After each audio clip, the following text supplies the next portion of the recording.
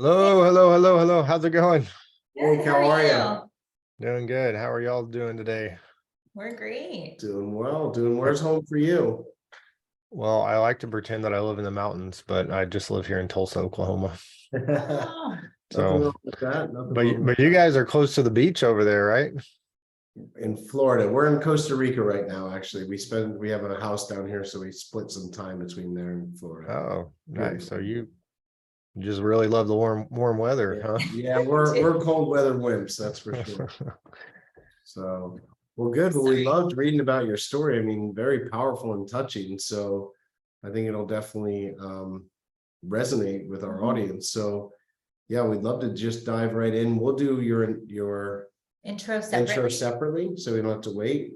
And I'm Jamie, by the way. Jamie. Okay. I was Jim? actually about to ask that. Jim and Since we Jamie. don't I knew know it was each other. Jim, but I didn't have Jamie for some Yeah, reason. So. Jim and Jamie. Yeah, since we don't, since this wasn't organic, I think someone must have reached out and put you on our radar. So yeah, I don't know if you know much about us, but our audience is 18 summers. And we help families enjoy the time, make the most of the time with their children. So long story short. Yeah, so your letter will be really powerful. So yeah, I think we'll just have a conversation right off of that. Probably go like a half hour if that makes sense. Yeah. Perfect. Yeah, that'd be great. What would be a win for your audience? Like, at the end of our 30 telling minutes. your story about the letter you received and how it became a business for you and just the power of writing it to your own kids. I mean, the main themes are pretty spot on for Okay. what matters to our people. So yeah, and our audience is busy entrepreneurs with families. So Hey, which is what I am. exactly. So I'm speaking to myself out there. your own people. Exactly. So I think Yes. it'll land well. Stories go really well on our podcast. And then generally we'll just ask deeper questions based on our conversation. So I may loop around to what you marked as conversation, or we may just hit on some other points, whatever comes up. Anything you ask is great. Perfect. So most of the entrepreneurs, like their kids are 18 and below, you think? Most of them, I would say. Yeah. Okay. Do most of them have a summer home in Costa Rica? No. Or winter home? We're the weird ones on that, that's for sure. We are starting to do family retreats here, so maybe sooner than later there will be more people with summer homes here.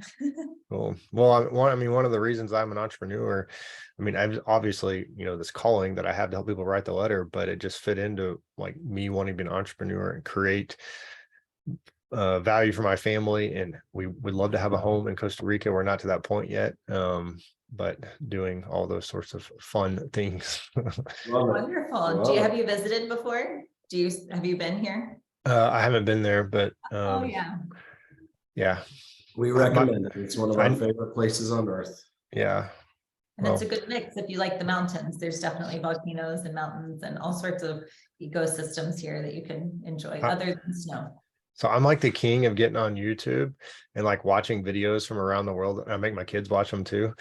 And so like we'll watch those like flyover drone views, so we've done Costa Rica and we've watched it. Yeah, it's a good one. And the people are super nice too. So. Oh, that's what's best. Yeah. Well, cool. Good deal. Well, we'll get started. And if you see me looking down, I'm a big note taker. We could find no pens today, so I'm note taking on my phone, which is horrible, and I hope everyone will forgive me. But if you see me looking, I know, I wish. If you see me looking down, I'm not distracted. I just don't want to forget I'm never quite sure how long Jim's going to talk, so I have to make notes. Okay. Sounds good. Should we pause and then re-record? Yep. So we'll stop the recording, then re-record.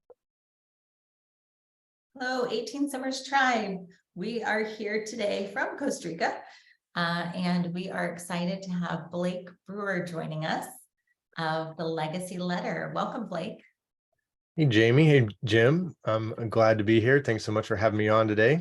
No, it's great to have you. I got to tell you, when your interview was introduced to us, I was like, whoa, this is a pretty powerful story around family and some things that we've done, but not quite to you. So I'd love for you to jump right in and tell people, because the name of your company is Legacy Letter Challenge. Legacy Letters, but how did this all start? I mean, that's what honestly grabbed me. I'm like, wow.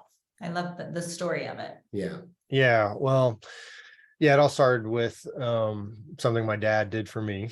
I believe that the most powerful words spoken on the planet are spoken by a father and spoken by a mother.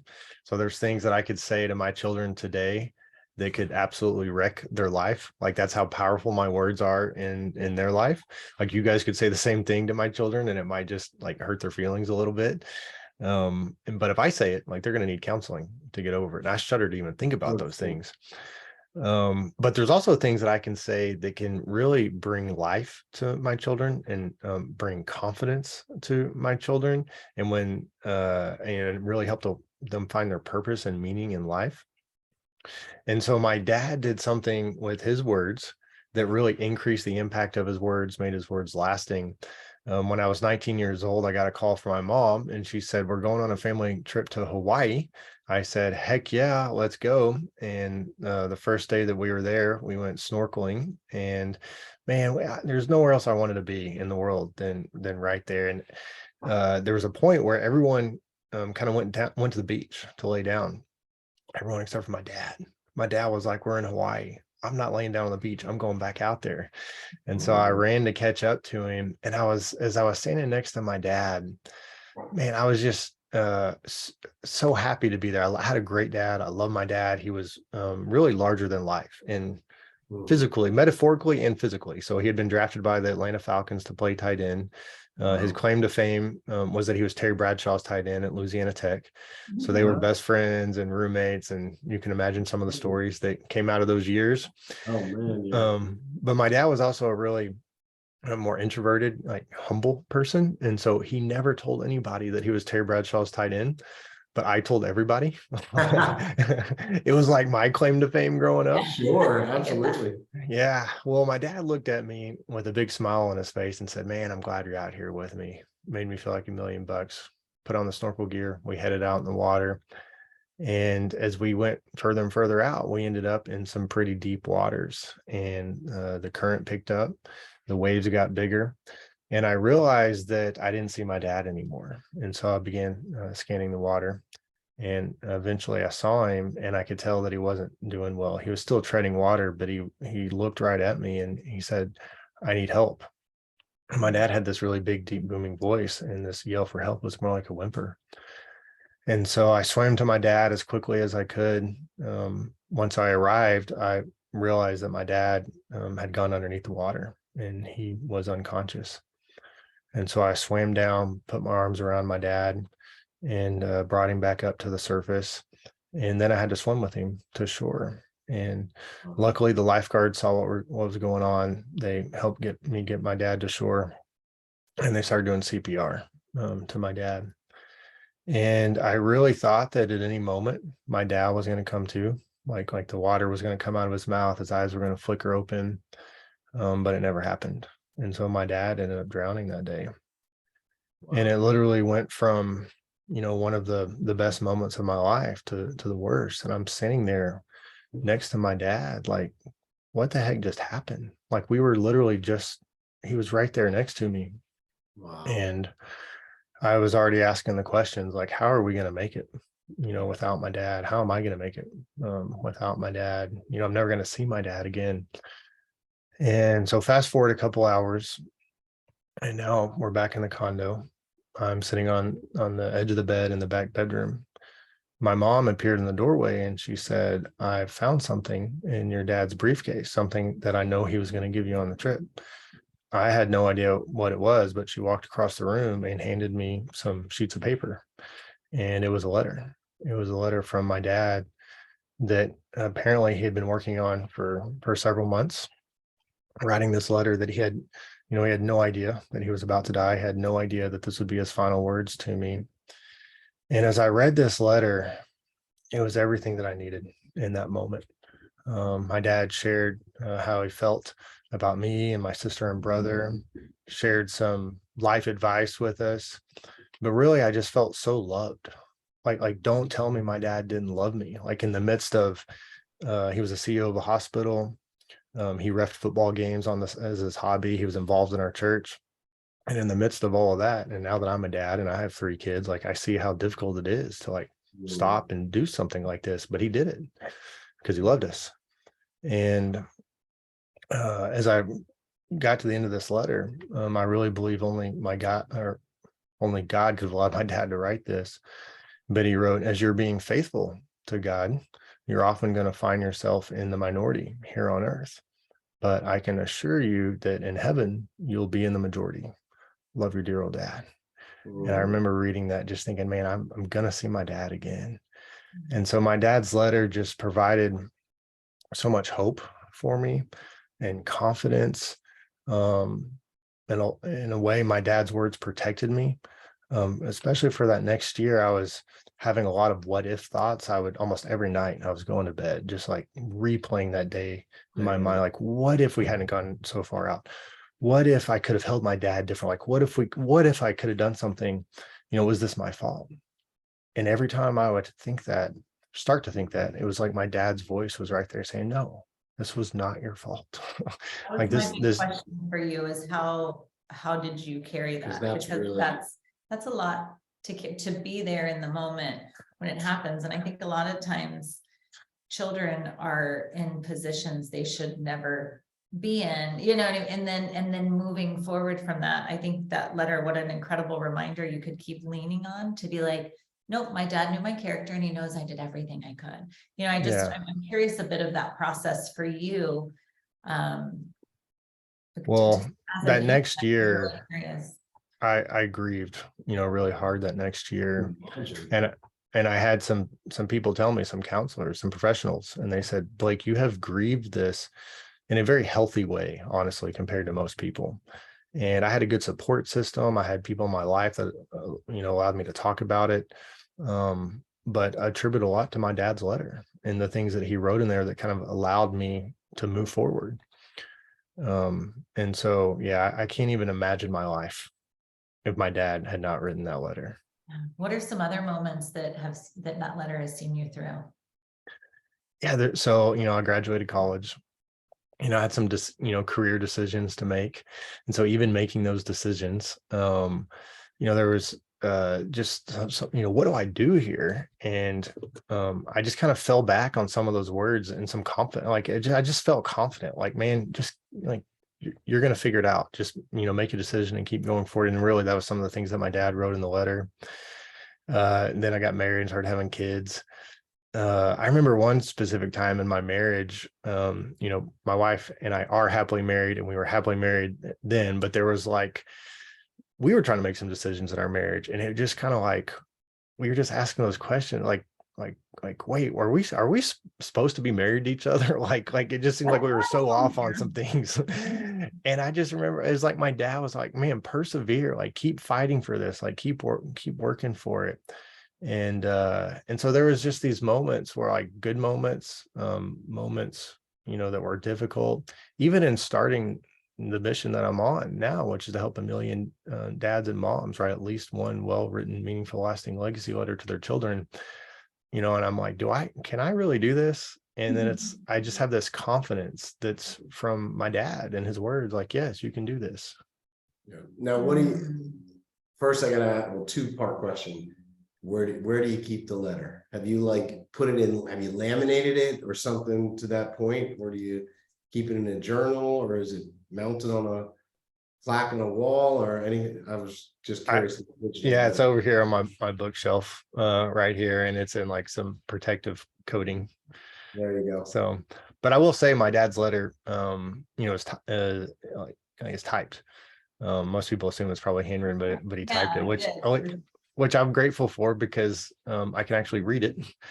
And so we made a lot of copies, which he made multiple copies too, for myself, my sister. So there's a lot of people out there that have a copy of this letter. Oh, that's awesome. Did this letter make as big of an impact? How did it affect your siblings? You said, yeah, so I have a sister and a brother. They're both doing well. And so I think, they felt really loved, and it impacted them. I don't know if they would say to the level that it impacted me. I will say that they're excited that that there's dads and moms out there writing a letter to their children because of my dad's letter. So tell me about the business, the process, when you started doing this. Tell us a little bit about it. This will be great for our audience. I'm sure some of them are going to be interested. Yeah, so it was a couple years ago when I realized, man, I need to write a letter to my children. I mean, like if anyone knows the value of a letter from their dad, it's me. And so I go to write this letter and I'm looking at a blank sheet of paper and I'm like, what the heck am I going to write here? And so, you know, to get my thoughts and feelings organized in a way, and it just kind of hung over my head. But I knew I had to finish. You know, I don't know when my last day on the planet's going to be. I got to have something written down for my children. I see the world that my children are growing up in. It's like, it's very noisy out there. And I need to make sure they hear my voice. I mean, the most important voice in their life is mine and my wife's. And so I've got to, you know, I want to be very clear about how I feel about them and, you know, our family values. And so I did a lot of research and read a lot of books and podcasts. I looked at my dad's letter because really I was like, man, if we're going to write the letter, like let's make it the best that it can be, like all the good stuff in it. And so I finished the letter and it felt amazing. I mean, I was like, man, this feels good to write this letter. Like I knew I'd done something good. It was a milestone moment in my fatherhood journey.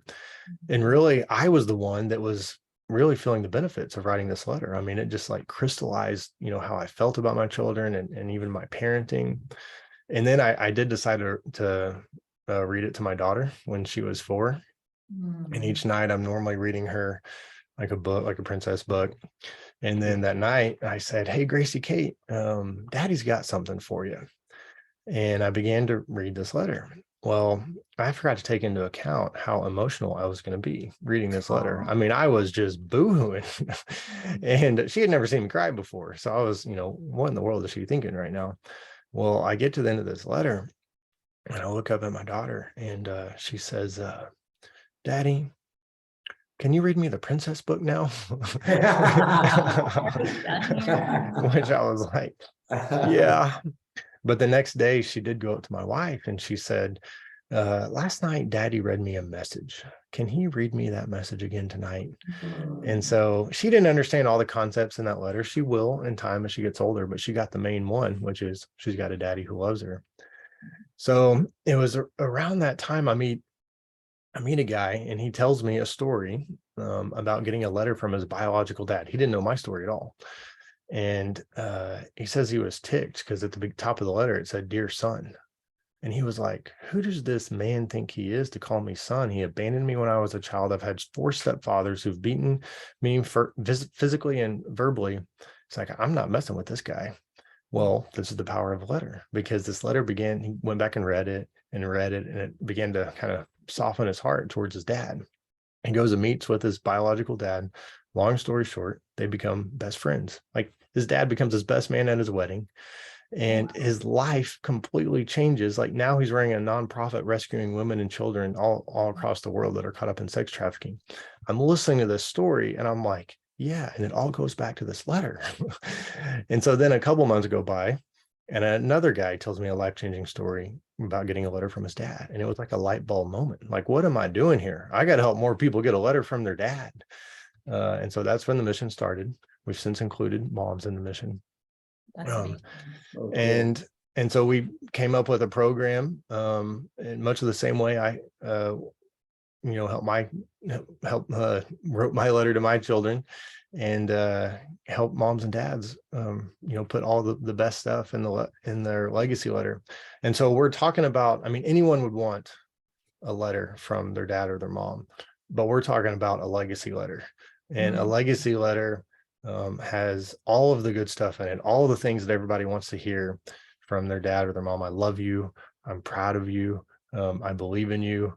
And we help parents apologize because no parent is perfect. And it just shows so much humility to put this at the beginning of the letter. And we really help parents connect with their children's heart.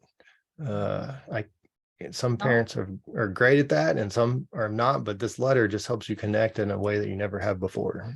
Yeah, and that's so powerful. And I think the fact that you bring up the apology, I wanted to share my own letter story, which you're probably like, wait, what?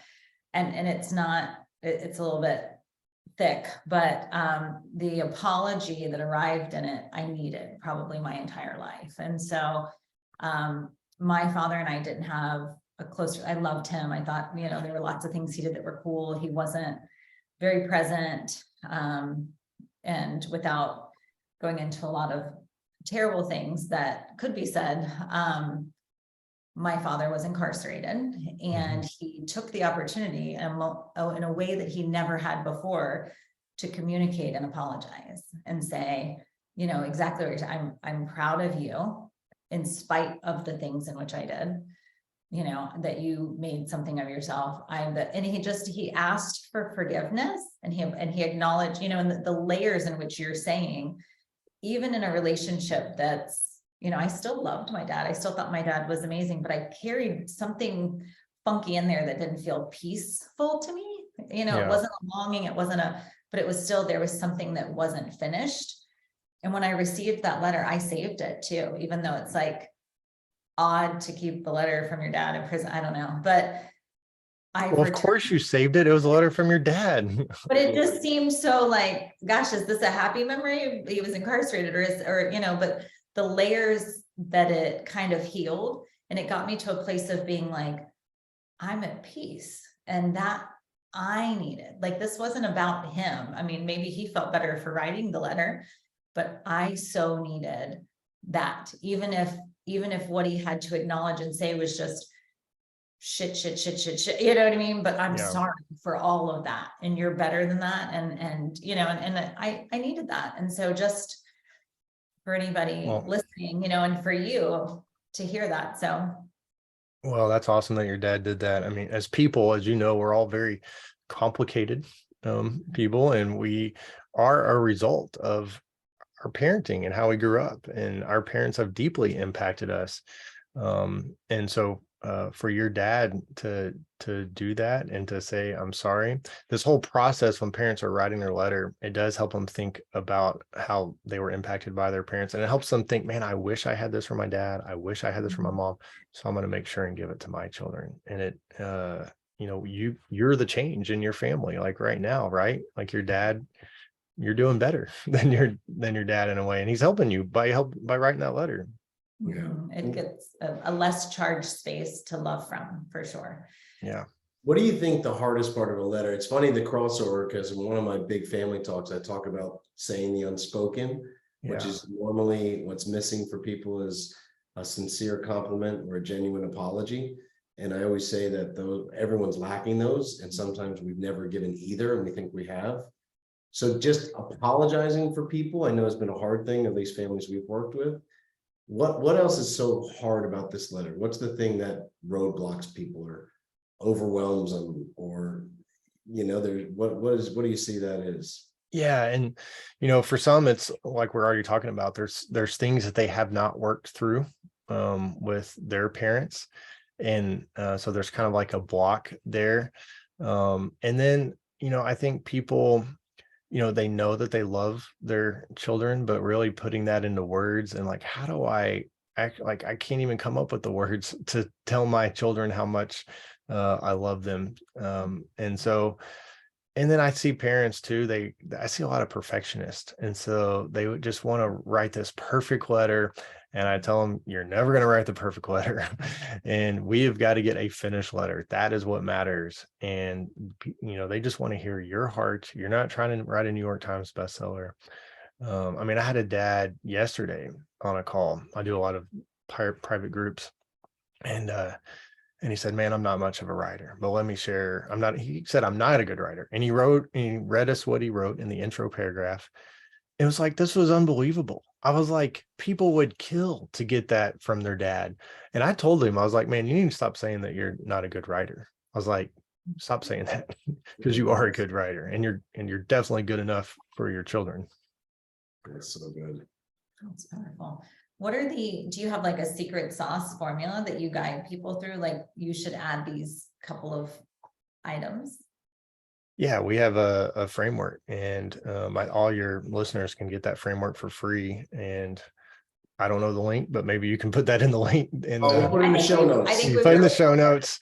We Yeah, have it. we give away that for free. We've got the introduction, the apology, I love you, I'm proud of you, I believe in you, the memories, the life advice, and then the closing paragraph, which also includes the legacy line. But yeah, that's the formula, and people really love having, just a framework to work within. Absolutely, because some people, like you said, oh, I'm not a writer, where do I start? And it's like, well, fill in these blanks. That's Yep. super helpful. I'll tell you too, just a personal reflection. When Jim and I started dating, that first Christmas, what do you want for Christmas? And I said, I want a love letter. And every Christmas I get a love letter that is pretty much your secret sauce formula. I love you, I'm proud of you, I'm sorry, it's these layers. And I have every single one in a box, and whenever things get thick, like you said, we have a good marriage, we've always had a good marriage, but I lean on those words. They matter. Yeah. So my wife is not a words of affirmation person. So I try to tell her words like that, and she's like, you have to tell me that, but I need them. Like, I want them. But I do tell the guys, I'm like, okay, here's a couple things that are going to happen when you write this letter. Your wife is going to be number one, be like, man, this is pretty cool that you're investing in our children this way. She's going to feel loved because you're loving her children. So maybe you get some extra loving out of it. Number one. But number two, she's going to say, hey, now where's my letter? So you got to be prepared for that. Yeah. So I'd be the opposite. Although I've written some notes, but never, some letters. I even find, and this is such a simplified version, but I even find like I tend to send like cheesy Valentines to our kids, and our two big boys are 19 and 17. And I still find like some of the like silly stuff that I've given them over the years, but just even if it just says I love you or I miss you, it's just interesting to see like, wow, they still have that. It matters. It does matter. And so we want to work as parents to get our words like deeply embedded into their heart, because we know that our children they might currently be facing a big decision. If they're not now, they're about to be, or a temptation, or maybe an opportunity. And we know that as they face those decisions, temptations, opportunities, they're better off with our words. And the scary part is it was like, wait, I've said the right words to them before, but did they receive it? Because just because you said it didn't mean that they received it. And then the second question is, maybe they received it, but did it stick? Because it's so annoying. There's so many things that we're competing with now, so many things that are really detrimental. And they're listening to all these voices. I mean, you get on social media, and there's within a few minutes just like hundreds of people out there, and our daughters are having to compare themselves to all these beautiful ladies around the world. Am I good enough? And so as parents, we can't just throw our hands up in there and say, well, there's too much competition out there, I guess I'll just roll over. It's like, no, we got to do whatever it takes to get our voice into our children's life. Yeah. So how are you spreading this message? I know your goal is 1 million letters. Yeah, 1 million dads and 1 million moms. And So how are you rolling that out? Well, you're helping me right now get it out to your audience. So I don't know if that's what you mean, but yeah, people are sharing, and as people are writing their letter, so most people write their letter either by going through the master class, and so they can go through that at their own pace. Like, we got videos for each section of the letter that really guide you through it, example letters. But then I also lead groups live. So when someone signs up and pays for the masterclass, they can choose self-guided or live. And I do some private groups as well. Probably the most exciting thing is that a national morning show found out what we're doing, and I can't really say which one it is yet because it hasn't been released yet. But I went to New York City a couple weeks ago, and for you. yeah, That's so the word. yeah, there's like 3.7 million people that watch this one. So I looked it up, and so we'll see how many letters we get written after that. That'll be pretty exciting. That's very good. Well, we love what you're doing. I think it's an important thing where it's, a big thing we talk about through our own story is not leaving with regret. So unsaid. with Yeah. nothing left unsaid. So I won't get too deep into it, but a lot of our audience knows, you know, I had a very unique relationship with my father. I donated him a kidney 11 Wow. years ago. He died a year ago on Christmas Day. So we got Man. a whole decade out of him. And people thought I was going to be a train wreck. And I've been done remarkably well. And Jamie will attest that. I still have some blips, you know, almost like a poison ivy thing. But we both discussed this, like, how am I doing so well? Because there was no regret. We left nothing on the table, nothing unsaid. And I think a letter, which we had those between us and then some deep conversations, was such a powerful way to do that. And now what you're doing is you're removing regret, like the chance for regret. And I was thinking this, listening to you, for what this is worth. I can't get into the mind or the other side or any of that, but I have to think, knowing what me writing that letter to my dad before he went and then vice versa, I know your dad would have done anything not to leave, but I don't think he died with regret. And probably because there was nothing left unsaid. He said it, and he's probably more like, dang, I'm glad I did those letters, you know? That's And, really Yeah. good thought. and I'm thinking he's probably like, I hope they find those letters. That probably put him at ease, you know, just thinking it from the other side, since I've gone through it with my dad, but in a different way. I think that he didn't leave anything unsaid. And there's some real power in that. Oh yeah, absolutely. I mean, that is the thing that we all have in common, is that we're all going to have a last day on this planet. We don't know when it's going to be. And yeah, we don't want to have any regrets. And on that last day, you know, it doesn't matter how much money we have in the bank or what all of our accomplishments are going to be. I mean, the thing we're going to care the most about is the people we love, like our family and our children. And we don't want to have any regrets with those people. No, for sure. Well, you're doing great work. We're a huge supporter of it. We'll be taping your show and showing it to our kids. That's So exciting. once it's released, then drop us a text so we know what it is and how we can watch it. We'll support, we'll put it in the notes. How is the best way for people to reach out to you now? Like, Yeah, I'm on Facebook, I'm on Instagram, and I'm on LinkedIn as well. I spend a lot of time on LinkedIn. It's okay. all legacy letter. There's a legacy Yeah. letter. Is there a website too? Is there a legacyletter.com? Yeah, you can go to legacyletterchallenge.com, legacyletterchallenge.com. Very good. We obviously will recommend everyone listening. This is so up our alley. It's like peas and carrots. So Yeah, and I think my big takeaway, which there's lots of them, but make sure my children hear my voice the loudest is what I wrote down, and it just, that really sticks, because you're right, that it is really loud right now. Yeah, It is noisy, so make certain that yours is the loudest one they hear. So thank you for your wisdom and your time and your message. yeah, keep Absolutely. going. We'll be cheering for you and letting our audience hopefully support you, and I'm sure they will. absolutely. Thank you so much. Thanks for having me on.